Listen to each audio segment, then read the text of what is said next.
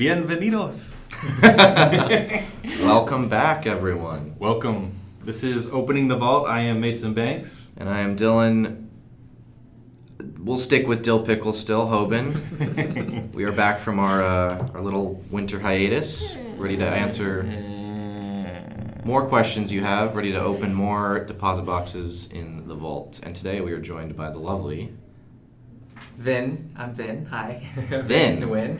and Nguyen, one of our esteemed MFA graduate students here at SDSU. Lovely person as well. Oh, you're too kind. He helped tremendously in our production of Anonymous last semester, and currently he is directing me, Dillon Hoban, in Foxtales.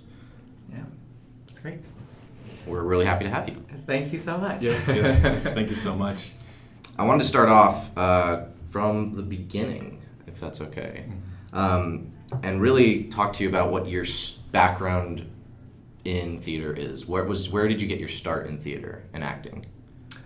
Cool, yeah. So I went to school. I grew up in San Jose, California, up north in the Bay Area, which is a very vibrant theater community there. But I started out in college. I started fairly late. Really? And that's when I really started doing musical theater. And I saw a production on-campus production that my later mentor wrote. And I was blown away. I was completely blown away. It's a company called Company One, and I auditioned. And it's a funny journey. I guess we have a lot of time so we can share. Mm-hmm. But so I auditioned for the company. I haven't really danced before this. I took in like one ballet class at the time that I saw the production. And I said, hey, this is what I wanted to do. This is amazing. This is like, she wrote a show for that specific cast so that because it's an educational institution, she can tailor the roles to each of the students and like show off what they do well and then challenge them in different ways that they haven't been challenged before. So me coming in as a non-dancer, I got a lot of dancing parts to like push me in that direction. So I auditioned and I didn't get it. So, but at the bottom of the list, it says, if you want some audition feedback, please come and see me or contact me, and I would love to give it to you. So, of course, I emailed her and say, hey, this is Vinh, you saw me that day, and could you please give me, anything would be great. And her name is Janie Scott, wonderful professor, mentor, and Broadway veteran. And this lady's impressive. Like, she works in Cats. She was in the original production of Cats and Chorus Line, and she worked with Harold Prince and Sondheim. Like, she's amazing. So I came in for the feedback session, and she sat me down and she says, somebody dropped out. Do you want to be in our company? Ooh. And I was like, this is a really mean joke. If it's a joke, let me know. She's like, no, this is for real. Like, somebody couldn't be here, and I couldn't take a chance on them, not being here or here, so we just need an extra company member. Would you be interested? And I was like, interested? Yes, I'll throw everything away and join the company. So I remember that first day, I will never forget, coming into that rehearsal room. She's like, the first meeting's today. You're gonna meet the whole cast. They don't know that you're coming because I just made up my mind, right? You just said yes. So can you stay for half an hour? And I called work and I said, hey, I'm not coming in. This is important. So I came into the room and it's like starstruck, like all of these people that I just saw on stage who are wonderful actors and singers, triple threats, and coming into the room and just sitting there and be like, oh my God, I get to do a show with you. What year were you? I was a sophomore. Wow. So this was my second year of college.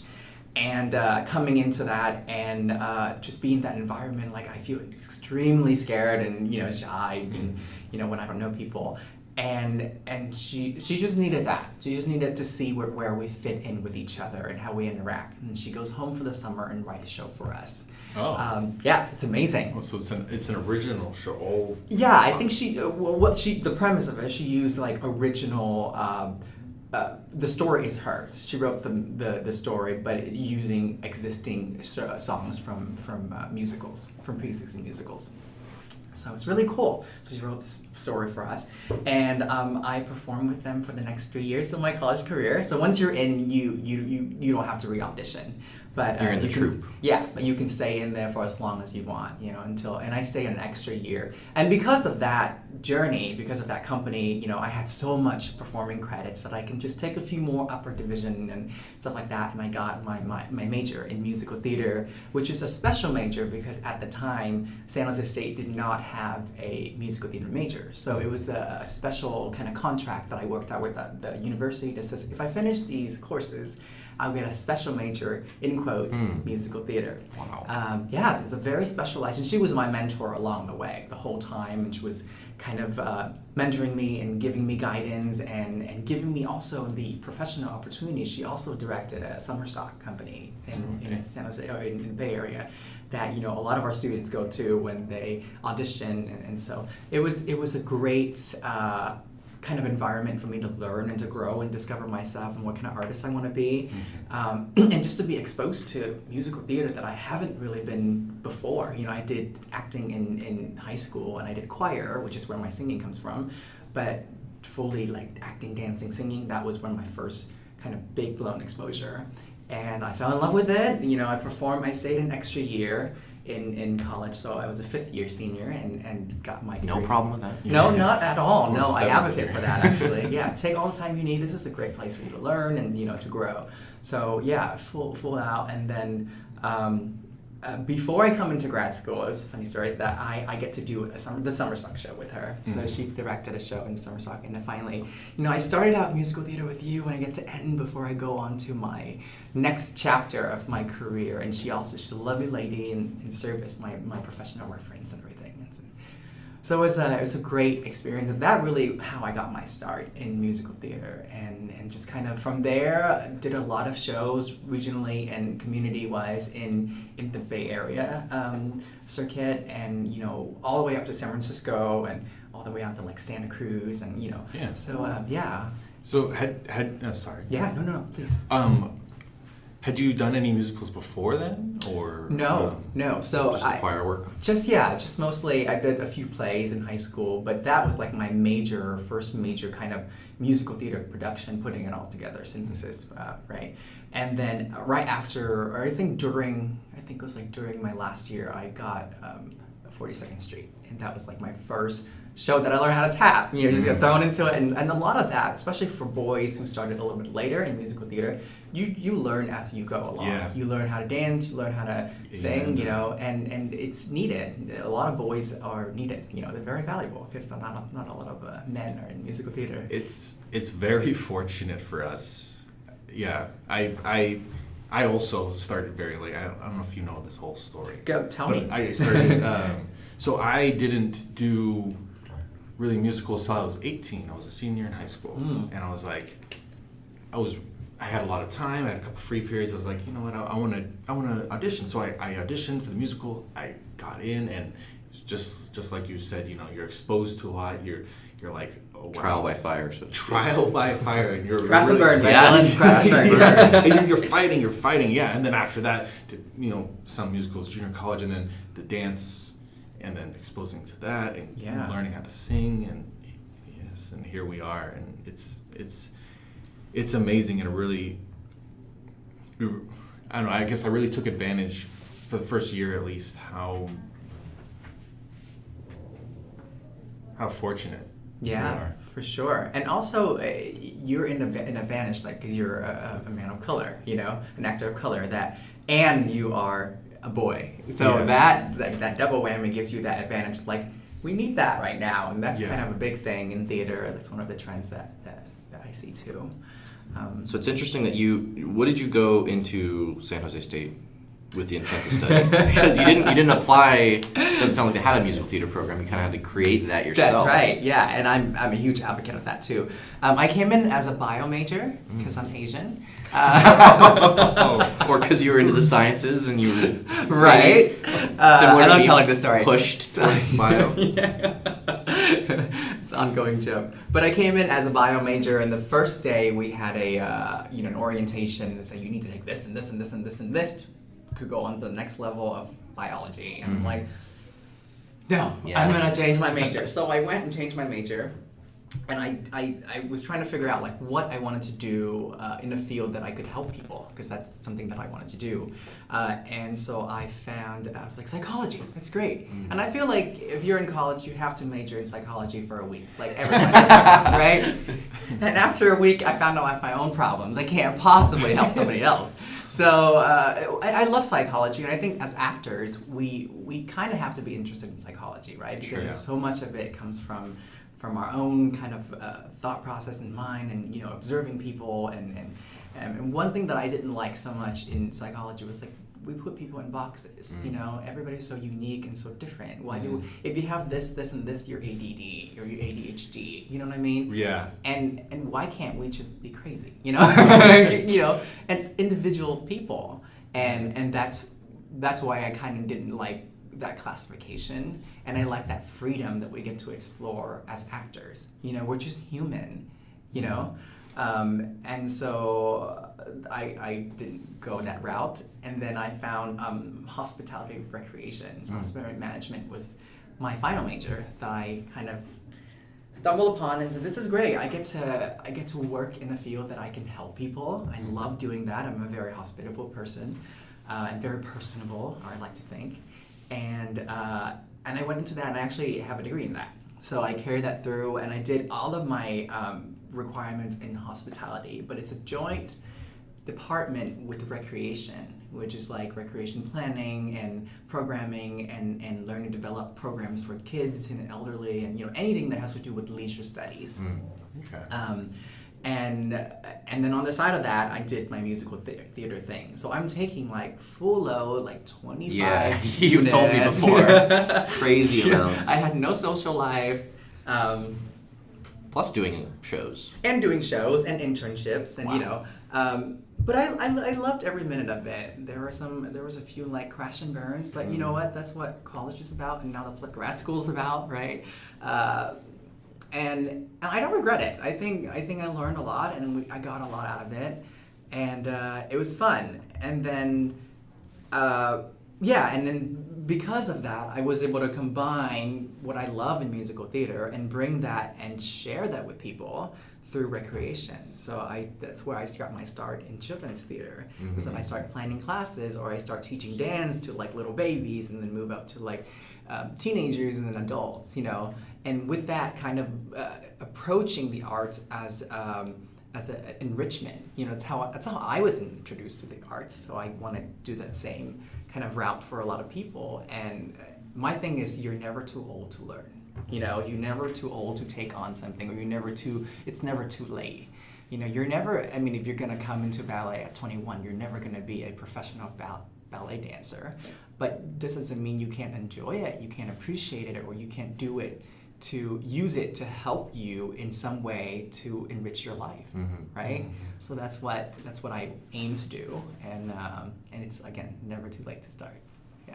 All right, with that transition, so what led you to come to SDSU, to choose San Diego to pursue MFA in musical theaters? Yeah, sure. So, all of my leading job, this is a lot, but I was working so I actually went back to hospitality for a little bit. I went back and worked at a hotel for 2 years, and I was thriving, and I was, fairly happy and content. But I couldn't do shows as much as I used to, right? Because it's a very strict schedule. It's like 9 to 5 full or time. Yeah, it's Gotta full be there. time. They were kind enough to like work around my schedule. I did Cats during that time, and I almost died. Trying to had a wonderful rehearsal and then come back and had to deal with guests. Like that was not going to work out. I keep saying I ran out of niceness at the end of the day, and it's part of my job. Oh yeah. If I don't do that, then I valeted for 5 years. Oh, you know how it at a feels. hotel. Yeah, it's draining. And you're at work when people are at play, and you just have to take that into your mindset before you go into that kind of profession. Interesting, because that's kind of be an actor. Yeah. You're at work while people are there to watch you work, but you're also playing. Yes. I don't know. I shared something on Facebook today from 2 years ago. One of my students came up to me and said, "Do you get paid to do this?" because this looks like way too much fun for you to be paid. And she's like a 5-year-old, at my elementary school. So from that kind of hotel job, it's great. I'm thriving, but it's really soul crushing. Like I'm missing a big part of me that I unfulfilling. Almost. Yeah. So I started to lean to like the teaching side more. I started getting more hours at the dance studio that I was teaching, to teach more, get more experience. And then I went to this kind of networking event for teachers, for educators in the arts and contacts and stuff. It's amazing. Networking, I can't emphasize enough on the power of networking. And I met this lady who was like in charge of the program, had no idea. And she sent out a mass email and said, hey, by the way, there's this job for a drama teacher at an elementary school. They have a great resource, and a great, well-established program. If you need it, it's in San Jose. I'm like, I'm in San Jose. Hook me up. So she sent my contact. I barely knew her, but she spoke very highly of me from our conversation. I got good first impression. Yeah, I hope so. So I got an interview on Wednesday, came in for a teaching kind of demo, and on Friday, and I got the job on Monday. Wow. So that offer was like fairly soon, which is very surprising. But it's a private elementary school called Almaden Country School. I think they changed their name to Almaden Country Day School now in South San Jose. And it's surprising and very unusually had a very well-established theater program for elementary school, for that matter. So they have like I said, work there. It's still a we. It never leaves, right? Yeah, no. It's your alma mater. Yeah, I can't. Their motto was discovering the gift in every child. So instead of like putting kids in boxes, they present them with options. With like, here is a technology class, here's music class, here's foreign languages. Great. Yeah, and we need that, and here's the art. Try them all out and see which one do you like the best. But you're required to try all of them out.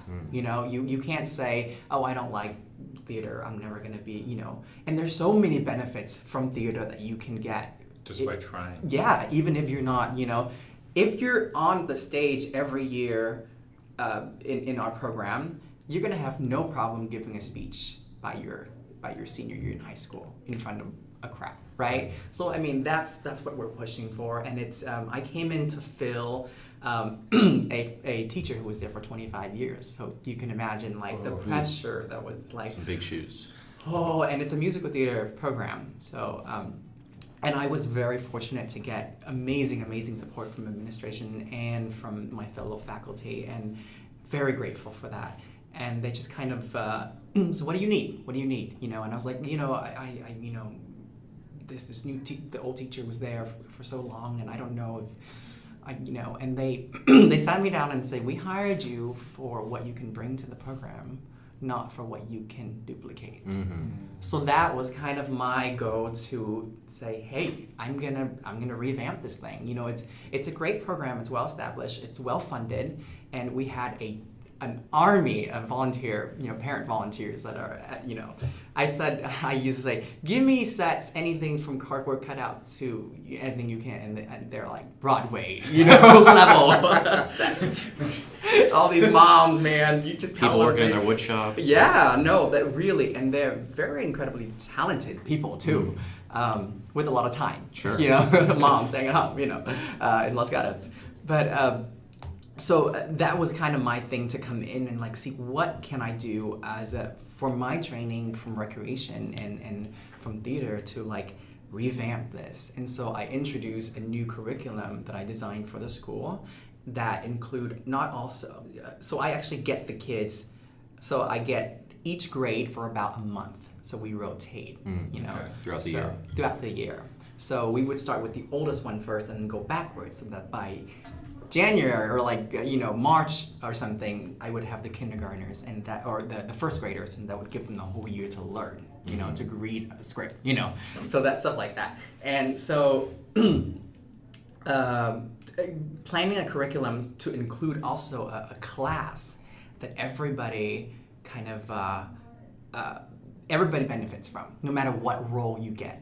Because one of the biggest thing for me there is not just educating the kids, but also the parents, because they just like, why am I paid tuition? Why is my kid not the lead?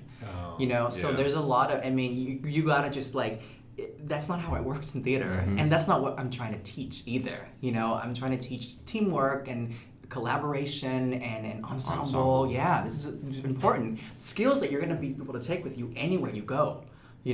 And so by creating that new curriculum, it kind of equalizes things a little bit, right? It gives everybody the same learning environment no matter what role you get, and when we rehearse, we apply those to our rehearsals, and I learn to back up every artistic direction or decision that I make, so that each of the roles that I give, there's a reason, and it's not like you fit the costume or you're the size, or it's about like, this is going to be beneficial for this student at this time, that's going to help her or him grow the most. And the parents responded. So they did. They responded by you being able to. So you're like, this is my choice. I'm backing it up, and they respected that kind of. What am I trying to say? Your commitment to it. Yeah, I don't. The cast list is always final. There's no room for negotiation because everybody would want to negotiate. Sure. And I think one of the things that made me successful in that position was my administrators were very supportive of what I do. They gave me the freedom to run my own program basically, and give me the room that I need or the resources that I need to make it happen, instead of saying you need to do this because this person's, there were a few cases,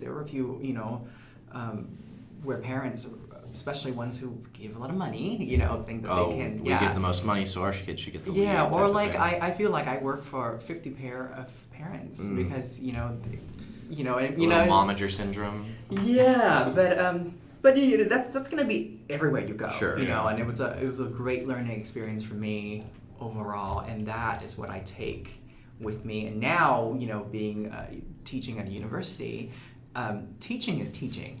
No matter what grade you are. So a lot of my teaching philosophies from when I taught elementary school carry over. And, as you guys know this, it's very big. It's very important to me that we have a very supportive, welcoming, inclusive learning and rehearsal environment, right? So that free of judgment. So that people can really feel free and supported to grow. If you're constantly worried about being judged, you're not going to put your good stuff out there. You know? Yes. Yeah. And that's like to a 5-year-old to somebody who's 25 in college. Amen. Right? Amen. Yeah. That really spoke. It really spoke to me. So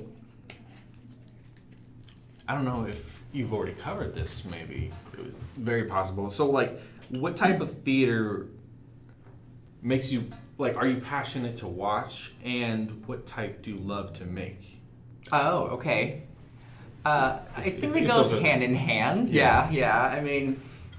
I love musical theater, which is why I go to cinema. No. I don't think I answered that question. Why did I come here? Yes. Wyatt.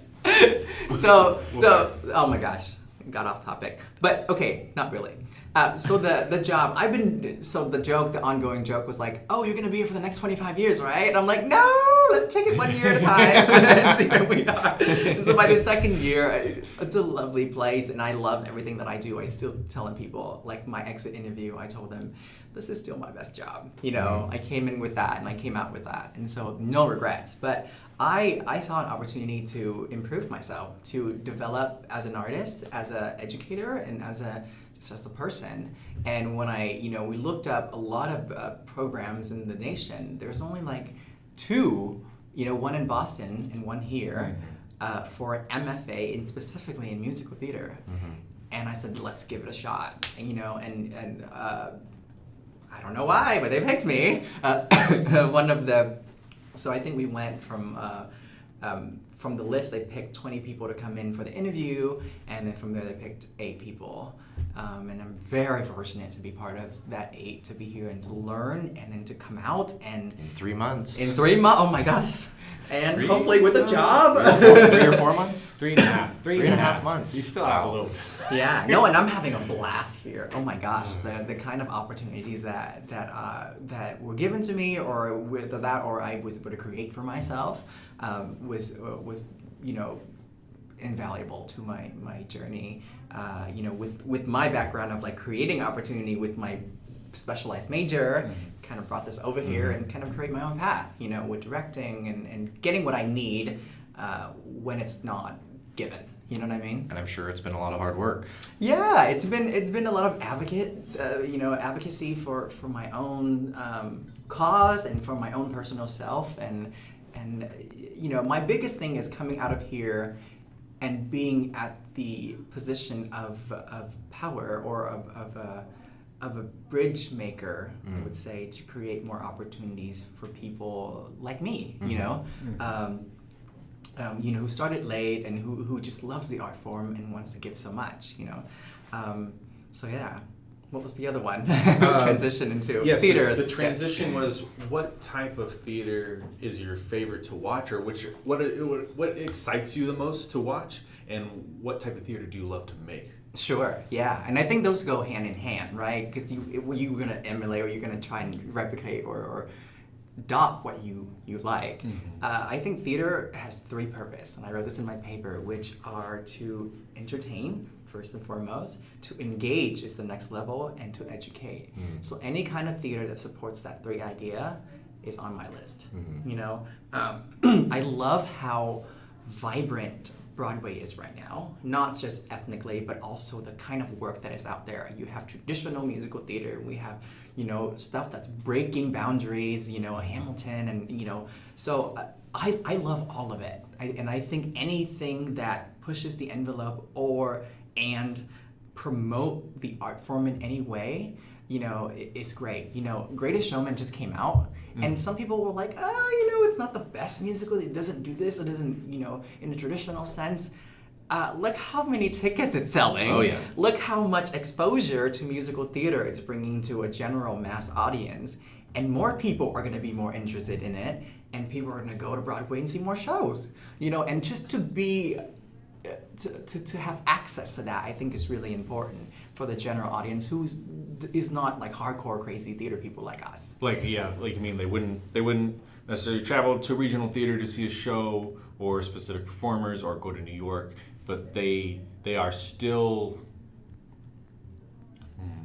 inspired by seeing movies like The Greatest Showman, right? Who are still representative of the type of theater.